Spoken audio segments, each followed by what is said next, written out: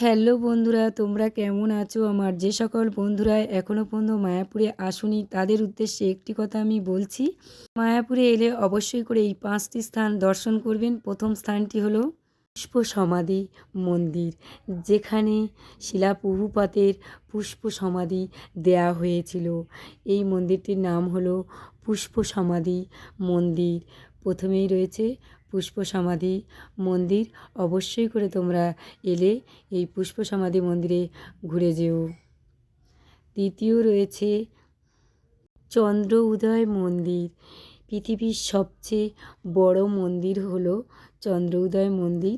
এই মন্দিরের ভিতরে ১০,০০০ ভক্ত একসঙ্গে নাম সংকীর্তন করতে পারবে এই মন্দিরের ভিতরে।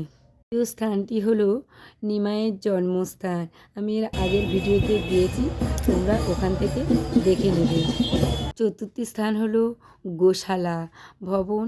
গোশালায় এলে তুমি মায়াপুরের সমস্ত গোমাতাকে একসঙ্গে দেখতে পাবে এই গোশালাতে এলে। পঞ্চম স্থানটি হলো শ্রীচৈতন্যদেবের মাসির বাড়ি। এখানে রয়েছে শ্যামকুণ্ড, রাধাকুণ্ড, গোবর্ধন পর্বত ইত্যাদি। ভিডিওটা কেমন লাগলো কমেন্ট করে বলো। অবশ্যই করে তোমরা এই ৫টি স্থান দর্শন করবেন।